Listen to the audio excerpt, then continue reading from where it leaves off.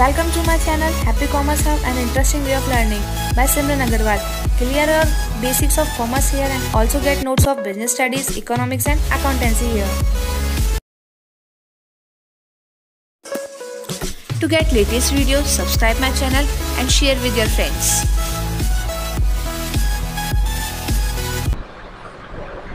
Hello students, good morning. कैसे हैं आप सब लोग? आई होप सब लोग घर पर होंगे और सेफ होंगे। लास्ट वीडियो में हमने बात कर ली थी आपके चैप्टर नंबर 1 के पार्ट परिचय की, और इस पार्ट में हम बात करने वाले हैं प्रबंध का उद्देश्य और महत्व। ओके, फर्स्ट जो हमारा वीडियो था उसमें मैंने आपको बताया था अर्थ, परिभाषा और विशेषताएं, जबकि पार्ट 2 में हम बात करेंगे यहाँ पर आपके प्रबंध के उद्देश्य एवं महत्व की। अगेन पार्ट 3 में हम जाएंगे तब प्रबंध की प्रकृति के 2 पार्ट्स लेंगे, प्रबंध बहुविधा के रूप में, प्रबंध कला एवं विज्ञान के रूप में। पार्ट 4 में प्रबंध पेशा और प्रबंध की सार्वभौमिकता, और लास्ट पार्ट रहेगा हमारा पार्ट 5 प्रबंध का क्षेत्र। As soon as possible in 2 to 3 days ये चैप्टर आपका कंप्लीट आपको मेरी वीडियोज़ में मिल जाएगा। Let's start the video. यहाँ पर हम बात करने वाले हैं कि उद्देश्य। देखो बच्चों, कोई भी प्रक्रिया होती है हम क्यों करते हैं? किसी न किसी उद्देश्य को प्राप्त करने के लिए। अगर किसी काम को करने का कोई उद्देश्य नहीं है तो वो क्रिया बिल्कुल निरर्थक है, उस क्रिया को करने का कोई मतलब नहीं है। आप स्कूल जाते हैं, क्यों जाते हैं? क्योंकि हमें नॉलेज गेन करनी है, ठीक है। और इसके अलावा जैसे और भी बहुत सारे काम करते हैं। हम घूमने क्यों जाते हैं? क्यों? क्योंकि हमें वहाँ पे क्या करना है, हो सकता है मूड रिलैक्स करने जाना हो, थोड़ा टाइम पास करने जाना हो, कहीं ना कहीं मोटिव तो है ही ना। ओके, तो कोई भी चीज़ जो की जाती है उसका कोई ना कोई उद्देश्य होता है। किसी के उद्देश्य ज़्यादा हो सकते हैं, कम हो सकते हैं। इसको हमने स्टडी के उद्देश्य से हम अलग अलग बांटते हैं। अब यहाँ पर हम बात करते हैं प्रबंध की। प्रबंध एक क्रिया है और प्रत्येक क्रिया का अपना क्या होता है, कोई ना कोई उद्देश्य होता है। इस प्रकार प्रबंध के भी क्या होते हैं, कुछ उद्देश्य होते हैं। एज आई टोल्ड यू कि कोई भी प्रक्रिया या क्रिया आप करेंगे तो उसका उद्देश्य जरूर होगा, क्योंकि प्रबंध विस्तृत क्रियाओं का समूह है। अतः इसके उद्देश्य भी क्या है, विस्तृत, जिन्हें हम मुख्य रूप से 4 भागों में बांटकर आपकी पाठ्य पुस्तक के अनुसार इसका अध्ययन करेंगे। 4 पार्ट कौन कौन से हैं? प्राथमिक उद्देश्य, ओके, सहायक उद्देश्य, व्यक्तिगत उद्देश्य और सामाजिक उद्देश्य। अब सबसे पहले हम देखेंगे प्राथमिक उद्देश्य।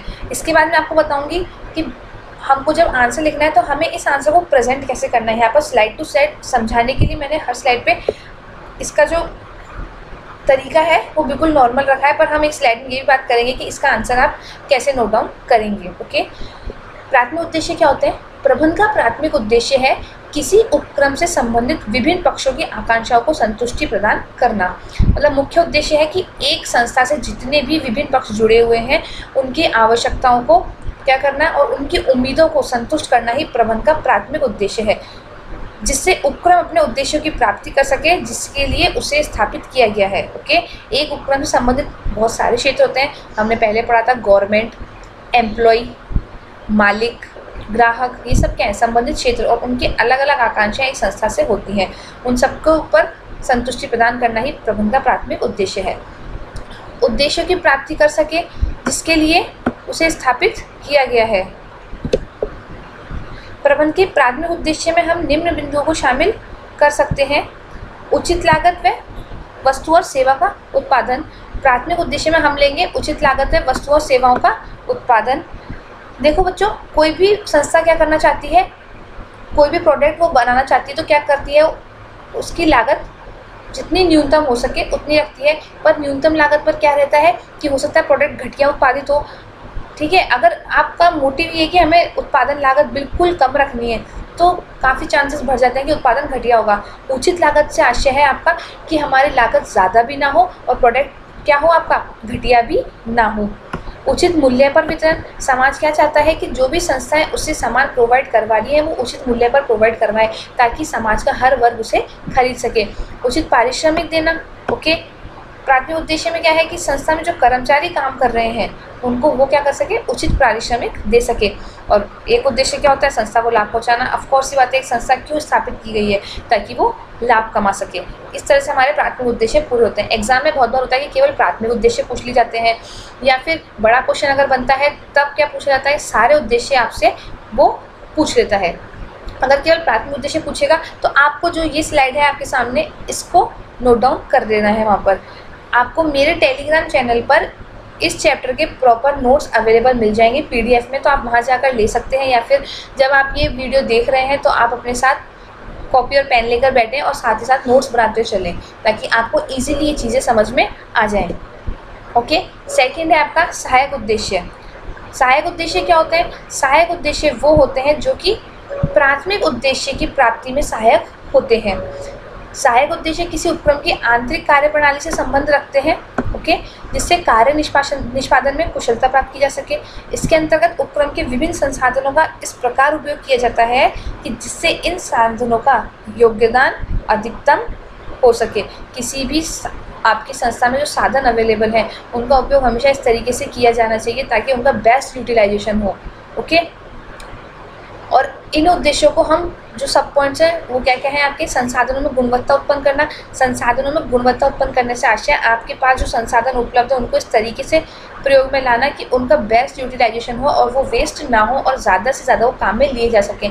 क्योंकि सबको पता है कि हम जहाँ रह रहे हैं यानी कि आपका जो पृथ्वी है वहाँ पर हर संसाधन का एक सीमित मात्रा में है। ओके, यथोचित समय व स्थान पर उपयोग। आपके पास जो साधन है उसको क्या करना है? यथोचित समय और साधन पर ही उसका उपयोग करना है। ओके, स्थान पर उपयोग उसका करना है ताकि उसका यूटिलाइजेशन सही से होता रहे। अब मान लो ज़रूरत तो हमें 1000 यूनिट बनाने के लिए इस वीक किसी सामान की है और इस वीक आपके पास क्या कच्चा माल अवेलेबल ही नहीं है। ओके, तो वो क्या है? आपके लिए वेस्ट है क्योंकि आप अपना ऑर्डर पूरा नहीं कर पाएंगे।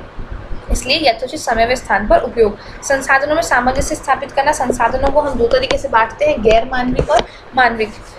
मानव क्या करता है? जो गैर मानवीय संसाधन होता है उनका प्रयोग करते हुए अपने उद्देश्यों की प्राप्ति वो करता है। तो संसाधनों में सामंजस्य स्थापित करना भी बहुत आवश्यक होता है क्योंकि बहुत सारे संसाधन होते हैं, अगर साथ लेकर सबको नहीं चलेंगे तो उनके मध्य सामंजस्य नहीं होगा, और सामंजस्य नहीं होगा तो संस्था में बहुत प्रकार की आपको गड़बड़ी देखने को मिलेंगी। नेक्स्ट स्लाइड है हमारी व्यक्तिगत उद्देश्य, यानी कि आपका थर्ड पॉइंट व्यक्तिगत उद्देश्य। व्यक्तिगत उद्देश्य किसके लिए होते हैं? ऑफकोर्स ये बात है, संस्था में बेसिकली जो कर्मचारी काम कर रहे हैं या फिर जो ओनर्स हैं उनके खुद के उद्देश्य किस में आते हैं? व्यक्तिगत उद्देश्य में। किसी भी संस्था में व्यक्तिगत उद्देश्य से आशय मानवीय संसाधनों की संतुष्टि से है। किसी भी संस्था में विभिन्न संसाधनों को क्या करा जाता है? मानवीय एवं अन्य संसाधनों में विभाजित आपके किया जाता है। मानवीय संसाधनों अन्य संसाधनों से भिन्न होते हैं क्योंकि उन्हीं के द्वारा गैर मानवीय संसाधनों का संचालन किया जाता है, जैसा कि मैंने आपको लास्ट स्लाइड में बताया था। किसी उपक्रम में मानवीय संसाधनों को क्या कर सकते हो आप? 3 भागों में बांट सकते हो। कैसे? उद्यमी प्रबंधक यानी कि जो मेन ओनर्स होते हैं, उद्यमी यानी कि जो बिजनेस क्या करते हैं आपका स्थापित करते हैं, प्रबंधक जो उस बिजनेस को मेंटेन करके चलते हैं, और अन्य कर्मचारी यानी कि जो बाकी वर्ग होता है जो प्रबंधकों के अंडर में काम करता है। इस प्रकार 3 वर्ग हो गए आपके, उद्यमी, प्रबंधक और अन्य कर्मचारी। इन सभी वर्गों के अलग अलग कार्य, उत्तरदायित्व और आकांक्षाएं होती हैं। ऑफकोर्स वैसे उद्यमी क्या चाहता है? मुझे मैक्सिमम प्रॉफिट हो। प्रबंधक चाहता है कि जो संस्था में मेरे को एज अ मैनेजर नियुक्त किया गया है मैं उस संस्था को अच्छे से क्या करूँ, रन करूँ ताकि अपने उद्देश्यों को प्राप्त कर सके। और अन्य कर्मचारी क्या चाहते हैं कि हमें अच्छा कार्य वातावरण मिले, हमें अच्छी सैलरीज मिले। तो सबकी अलग अलग आकांक्षाएं यहाँ पर होती हैं। और प्रबंधक का उद्देश्य सभी वर्गों की आकांक्षाओं को पूरा करना होता है। व्यक्तिगत उद्देश्य में क्या पॉइंट्स ले सकते हैं? उचित कार्य वातावरण प्रदान करना। उचित कार्य वातावरण से आशय जहाँ कर्मचारी काम कर रहे हैं वो ऐसा वातावरण हो ताकि उनको वहाँ कार्य करने में किसी भी प्रकार की मुसीबत ना हो। यानी कि ऐसा नहीं है कि आप उनसे प्रोडक्शन करवा रहे हो, वहाँ पे लाइट ही नहीं है, हो सकता है हाइजीन प्रॉब्लम हो, कर्मचारी के लिए अच्छा पानी अवेलेबल ना हो, लाइटिंग अवेलेबल ना हो, तो ये क्या है? बुरा कार्य वातावरण। जबकि प्रबंधक का क्या उद्देश्य है व्यक्तिगत? कि वो कर्मचारियों को अच्छा कार्य वातावरण प्रदान करे ताकि कर्मचारियों की क्या बढ़े? प्रोडक्टिविटी बढ़े। कर्मचारी हितों की रक्षा। कर्मचारी हितों की रक्षा से आशय आपका होता है यानी कि फ्यूचर में जॉब रहेगी नहीं रहेगी। अगर कर्मचारी बीमार पड़ जाता है तो क्या उसको जॉब से निकाल दिया जाएगा, या फिर कुछ फाइनेंशियल प्रॉब्लम आती है या फिर कुछ फैमिली प्रॉब्लम्स आती हैं तो क्या जिस संस्था में काम कर रहे हैं वो आपकी हेल्प करेगी। तो ये जो उद्देश्य होते हैं वो आपके आते हैं व्यक्तिगत उद्देश्यों में। और आपसी समन्वय, मनुष्य के साथ अगर काम करेगा तो डिस्प्यूट्स होने के चांसेस बहुत ज़्यादा रहते हैं। तो आपसी समन्वय बनाए रखना भी प्रबंधन के एक उद्देश्य में शामिल है। लास्ट पॉइंट है आपका 4th सामाजिक उद्देश्य। कोई भी संस्थान या उपक्रम समाज में रहकर ही क्या करता है? समाज के लोगों के लिए कार्य करता है। आप कहाँ रह रहे हैं? एक समाज में। ओके, समाज से बाहर तो हम नहीं हैं। समाज के ही क्या करते हैं? संसाधनों का प्रयोग करते हैं, उन्हीं को यूटिलाइज करते हैं और क्या करते हैं? फिर समाज के लोगों को उनको अवेलेबल करवाते हैं और फिर प्रॉफिट कमाते हैं। उनमें से कुछ को उत्पादन और सेवा में परिवर्तित करता है और पुनः समाज को, यहाँ पे पुणे गलत लिखा गया है, पुनः समाज को दे देता है। इस प्रक्रिया के प्रत्येक चरण में सामाजिक उद्देश्य निहित होता है और सामाजिक उद्देश्य के मुख्य बिंदु हैं आपके संसाधनों का सदुपयोग। संसाधनों का सदुपयोग बहुत इंपॉर्टेंट पॉइंट है, क्योंकि आप क्या कर रहे हैं, संसाधन ले कहाँ से रहे हैं, समाज से ले रहे हैं। अगर आप उनका ही अच्छे से यूटिलाइज नहीं करेंगे तो समाज को भी तो उसका नुकसान पहुँचना है ना। समाज के प्रत्येक घटक की इच्छा पूर्ति, समाज में बहुत सारे वर्ग होते हैं, अलग अलग तरीके से बांटा जाता है। हो सकता है देखो अपने अपने प्रोडक्ट्स के अकॉर्डिंग समाज को अलग अलग वर्गों में बांटा जाता है। कैसे कि अगर जो एजुकेशन की चीज़ें हैं वो छोटे बच्चे होंगे, फिर कॉलेज लेवल होगा, एक और थोड़ा हाई लेवल PhD लेवल हो गया आपका, ओके। इसके अलावा अगर कपड़ों का सेगमेंट देखा जाए तो छोटे बच्चे वही, फिर young, girl, boy, ladies, gents, ये सब चलता रहता है। तो प्रत्येक घटक की इच्छा पूर्ति, तो हर किसी वर्ग की क्या होती है, अपनी आकांक्षाएं होती हैं जिसकी पूर्ति करना क्या है, प्रबंध का उद्देश्य है। समाज के साथ समन्वय, अगर इस संस्था में काम करो तो कर्मचारियों के मध्य जिस प्रकार समन्वय रहना ज़रूरी है, उसी प्रकार संस्था का समाज के साथ समन्वय रहना भी बहुत आवश्यक है। अगर आप समाज के साथ समन्वित होकर आपकी संस्था काम नहीं करती है तो क्या होगा, आपकी संस्था का वो लोग बहिष्कार कर देंगे। समाज की भलाई के लिए कार्य, किसी भी संस्था का एक मुख्य उद्देश्य क्या होना चाहिए कि वो समाज की भलाई के लिए कार्य करे। ओके स्टूडेंट्स, यहाँ पर होते हैं हमारे प्रबंध के उद्देश्य के सभी बिंदु पूरे। मैंने एक बात आपको ये कही थी कि मैं आपको बताऊंगी कि इनको प्रेजेंट कैसे करना है। ओके देखो बच्चों, अगर आपको ये बोला जाता है पर्टिकुलर किसी एक उद्देश्य के लिए बोला जाता है कि सामाजिक बताइए, व्यक्तिगत बताइए, तब तो आपको क्या करना है, जैसे ये स्लाइड है इसको क्यों उतार देना है। बट अगर आपसे सामान्य पूछा जाए कि प्रबंध के उद्देश्यों का वर्गीकरण कीजिए, तो आप इसको इस वाले डायग्राम में प्रेजेंट करेंगे 1 2 देन 3 और ये आपका 4। सबसे पहले आपका कौन सा आ जाएगा, यहाँ पर आपके आ जाएंगे, इस जगह आप लिखेंगे प्राथमिक उद्देश्य। थोड़ा सा टेक्निकल इशू चल रहा है तो आई थिंक आप लोग समझ जाएंगे। यहाँ पर आपका आ जाएगा प्राथमिक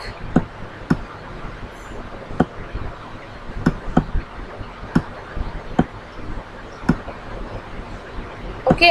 ऐसे ही यहाँ पर आप क्या लिख देंगे, इसके बाद सहायक उद्देश्य, इसके बाद आप लिखेंगे व्यक्तिगत उद्देश्य और सामाजिक उद्देश्य। उसके बाद जो हमने हर किसी पॉइंट के अलग अलग सब पॉइंट्स लिए हैं उनको आप नीचे इलेबरेट करेंगे। इसके बाद चांसेस क्या हो जाते हैं कि आपको, अगर आप इसकी क्या लिखते हैं, जो यहाँ पर हमने डिस्क्राइब किया इसको नहीं लिखते हैं, अगर आपको मान लो 2 मार्क्स का क्या आता है आपके पास क्वेश्चन आता है तो केवल ये डायग्राम भी इनफ है। बट हाँ, अगर ये क्वेश्चन 5 मार्क्स का आता है तब आपको ये डायग्राम भी प्रेजेंट करना पड़ेगा और जो स्लाइड्स मैंने बताई है आपको वो भी यूक्यू प्रेजेंट करनी पड़ेगी। बस ये जो पॉइंट्स है जैसे संसाधनों का सदुपयोग, समाज के प्रत्येक घटक, इन सबको आपको वहाँ पर एक्सप्लेन नहीं करना। अब हम बात करते हैं प्रबंध के महत्व की। ओके, संसाधनों की सीमितता के कारण न्यूनतम लागत पर अधिकतम उत्पादन करना वर्तमान की सबसे बड़ी समस्या है। ओके, वैसे मैंने बताया आपको कि संसाधन सीमित है और कंपटीशन क्या है, बहुत ज़्यादा है। तो ऑफकोर्स ही बात है, गलाकार प्रतिस्पर्धा संस्थाओं के मध्य बढ़ती है तो संसाधनों को लेने में भी प्रॉब्लम आती है और उनका यूटिलाइजेशन करने में भी दिक्कत है, जिसका हल किसके द्वारा निकाल सकते हो आप, केवल और केवल श्रेष्ठ प्रबंध के द्वारा ही हम उसका हल निकाल सकते हैं। प्रबंध विज्ञान का सभी क्षेत्रों में जहाँ पर क्या हो रहा है, 2 या 2 से अधिक लोग लक्ष्य प्राप्ति के लिए काम करते हैं, अत्यंत महत्व है। प्रबंध के महत्व को हम निम्न बिंदुओं के द्वारा समझ सकते हैं। यहाँ पर मैंने आपको जो 8 पॉइंट्स बताए हैं, बेसिकली एग्जाम में मैक्सिमम आपको कितने लिखने होते हैं, 6 पॉइंट, बट 2 पॉइंट्स हम एक्स्ट्रा लेकर चलेंगे ताकि अगर कोई बच्चा भूलता भी है तो ठीक है, हम 8 कर रहे हैं तो 6 तो हम लिख ही देंगे। यहाँ पर मैं केवल आपको ये पॉइंट्स एक्सप्लेन करूँगी। अगर आपको एक्सप्लेनेशन रिटर्न में चाहिए तो आप मेरे टेलीग्राम चैनल पर PDF ले सकते हैं। साथ ही टेलीग्राम चैनल के साथ जो मेरा ग्रुप है वहाँ ज्वाइन करके अपनी प्रॉब्लम्स मेरे साथ आप शेयर कर सकते हैं। फर्स्ट पॉइंट है तीव्र प्रतिस्पर्धा का सामना करना। देखो बच्चों, आज का समय कैसा है, बहुत ज़्यादा कंपटीशन वाला। यह प्रतिस्पर्धा केवल आंतरिक उपक्रमों द्वारा ही नहीं होती बल्कि बाह्य उपक्रम, यानी कि आजकल क्या होता है, ऐसा नहीं है ना कि आप अपने देश की बनी हुई उद्योगों से खरीद रहे हो या कंपनी से खरीद रहे हो। हमारे पास क्या है, इंटरनेशनल सेगमेंट है, वहाँ से भी तो हम खरीदते हैं। तो कंपटीशन क्या है, बहुत ज़्यादा बढ़ गया है। प्रतिस्पर्धा का सामना करने के लिए क्या आवश्यक है कि गुणवत्तापूर्ण उत्पाद का निर्माण किया जाए और कीमत भी तुलनात्मक रूप से कम रखी जाए, तभी जाके आप क्या कर सकते हो, अच्छा प्रॉफिट गेन कर सकते हो, प्रतिस्पर्धा में बने रह सकते हो। जो किसके द्वारा पॉसिबल है, केवल और केवल अच्छे प्रबंधन के द्वारा। संसाधनों के विकास हेतु, इस पॉइंट को हम जो सामाजिक था हमारे पास क्या, संसाधनों का गुणवत्तापूर्ण उपयोग। अच्छा मैनेजमेंट होगा तो संसाधनों का अच्छा प्रयोग करेगा, वेस्टेज कम होगा, एक ही संसाधन को यूज़ करने के अलग अलग तरीके निकाले जाएंगे। तो इससे क्या होगा, आपके संसाधनों का विकास होगा, क्योंकि किसी देश या संस्था के विकास के लिए उसके संसाधनों का विकास भी बहुत आवश्यक है। किसी संस्था का विकास इस बात पर निर्भर नहीं करता कि उसे उत्तराधिकार में कितने संसाधन मिले, बल्कि इस बात पर निर्भर करता है कि उसने स्वयं कितने संसाधनों को और किस प्रकार विकसित किया है। ठीक है, नेक्स्ट पॉइंट क्या है हमारा, राष्ट्र की समृद्धि हेतु अच्छा प्रबंध होगा। आपके देश में अच्छी अच्छी संस्थाएं खुलेगी तो राष्ट्र का उत्थान ऑटोमेटिक होगा, क्योंकि अच्छे प्रबंध होंगे तो इंटरनेशनल लेवल पर आपका देश जाना जाएगा, वहाँ के लोगों को रोजगार मिलेगा, आर्थिक वृद्धि होगी और धन की भी उपलब्धता देश में बढ़ेगी। नवप्रवर्तन लागू करने, तो नवप्रवर्तन क्या होता है, नए नए आइडियाज़ को लागू करते रहना। ओके, देखो कोई भी नई चीज़ अगर कहीं पर आती है तो लोग क्या करते हैं, उसको बेसिकली जल्दी से नहीं अपनाते, पर आपका क्या मैनेजमेंट इतना अच्छा है, वो अपने कर्मचारी को मोटिवेट करके रखता है, तो जल्दी ही कर्मचारी नव प्रवर्तन को अपनी संस्था में लागू कर लेते हैं। जितना अप टू डेट आपकी संस्थान रहेगी उतनी वो प्रतिस्पर्धी दौर में आगे बढ़ती रहेगी, और जितना आप अनअपडेटेड रहेंगे उतनी जल्दी आपका बहिष्कार हो जाएगा। फॉर एग्जाम्पल, नोकिया कंपनी के जो छोटे वाले फ़ोन आते थे, जैसे ही एंड्रॉयड आया वो एकदम से दिखना कम हो गए। क्यों? क्योंकि उसने क्या करा, एंड्रॉयड वर्जन को अपने अकॉर्डिंग चेंज नहीं किया, उसने अपने वो कीपैड फ़ोन चलने दिए। तो आपने देखा होगा बीच में नोकिया का फ़ोन बिल्कुल बंद हो गए थे। ये क्या हुआ, उसने नवप्रवर्तन लागू नहीं किया, वो नई टेक्नोलॉजी से आगे नहीं बढ़ा, तो उसका क्या कर दिया गया, सिंपल उसको ऑटोमेटिक समाज के लोगों ने उसे एक्सेप्ट नहीं करा तो वो बंद हो गई। संगठन के अस्तित्व संरक्षण एवं वृद्धि हेतु अच्छा प्रबंध होगा तो वो प्रतिस्पर्धा में भी बना रहेगा, अपनी संस्था का क्या करेगा, अस्तित्व और संरक्षण भी बनाए रखेगा। किसी संगठन के मुख्यतः क्या होते हैं, 3 उद्देश्य होते हैं, अस्तित्व का संरक्षण करना, वृद्धि करना और लाभप्रदता करना। यानी कि पहले तो हम बने रहें, फिर क्या करें, वृद्धि करें, और फिर क्या कमाएं, हम उसमें लाभ कमाएं। दीर्घकालीन अस्तित्व के लिए लाभप्रदता आवश्यक है। प्रबंध किसी संगठन के विभिन्न जो इनपुट्स होते हैं, जैसे कच्चा माल, ईंधन, अन्य सामग्री और विभिन्न परिवर्तित उत्पादों और सेवाओं में समुचित सामंजस्य स्थापित करके संगठन के अस्तित्व और वृद्धि को सुनिश्चित करता है। इस सामंजस्य के विपरीत होने पर संगठन में क्या हो जाता है, क्षय प्रारंभ हो जाता है और अंततः उसका अस्तित्व ही समाप्त हो जाता है। ओके, इसके बाद पॉइंट नंबर हम 6 की बात करेंगे। विभिन्न क्रियाकलापों में समन्वय हेतु समन्वय बहुत आवश्यक होता है, मानव के बीच में भी, उद्देश्यों के बीच में भी, और जो अलग अलग एक संस्था में उद्देश्य प्राप्ति के लिए क्रियाकलाप हो रहे हैं उनमें भी समन्वय बहुत आवश्यक है, जो किसके द्वारा पॉसिबल है, केवल और केवल आपके अच्छे प्रबंध के द्वारा। क्योंकि क्या होता है, किसी भी संगठन में बहुत सारे समूह होते हैं, ओके, वो अलग अलग कार्य करते हैं। एक बड़ी संस्था को बहुत सारे ब्लॉक्स में हम बांट कर चलते हैं और उन सबके अलग अलग कार्य होते हैं। उनमें अगर समन्वय नहीं होगा तो संस्था में इंटरनल डिस्प्यूट्स होंगे, आंतरिक विवाद होंगे, और ये क्या होते हैं, संस्था के लिए अच्छे लक्षण नहीं होते। समाज में स्थिरता लाने हेतु ऑफकोर्स ये बात है, समाज में क्या कर रही है संस्था, समाज के लोगों के लिए काम कर रही है, समाज के बीच में ही रहकर काम कर रही है। प्रबंध सामाजिक व्यवस्था में स्थिरता लाने में महत्वपूर्ण योगदान प्रदान करता है। यह स्थिरता समाज में परिवर्तन की निरंतरता द्वारा प्राप्त होती है। जब किसी नई तकनीक का विकास होता है या किसी नए उत्पाद का आविष्कार होता है तो समाज उसे क्या करता है, धीरे धीरे ग्रहण करता है।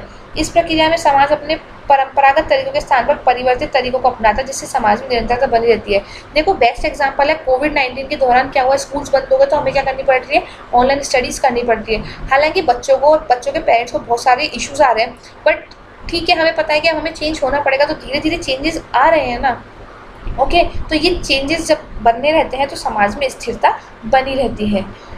लास्ट, श्रम समस्याओं के समाधान हेतु बहुत प्रकार की श्रम समस्याएं सामने आती। श्रम समस्याओं से आशय है, हो सकता है कर्मचारियों को अपना कार्य वातावरण पसंद ना हो सकता है कि उनको अपनी सैलरी से इशू हो, फ्यूचर को लेकर इनसिक्योरिटी हो, तो वो क्या करते हैं, विभिन्न प्रकार के हड़तालें, तालाबंदी ये सब करते हैं। एक अच्छा प्रबंध जब हमारे पास होता है तो वो इस प्रकार के मौके आने ही नहीं देता, क्योंकि वो पहले ही क्या करता है, कर्मचारियों को होने वाली समस्याओं के बारे में अध्ययन कर लेता है और उनकी प्रॉब्लम्स को सुलझाते हुए साथ में चलता है। इस प्रकार हमने 2 पॉइंट्स आज की वीडियो में कंप्लीट किए, प्रबंध का उद्देश्य और महत्व। देखिए स्टूडेंट्स, छोटी छोटी वीडियो में लेकर चलेंगे तो आपको भी अपना कोर्स इजीली कवर हो जाएगा।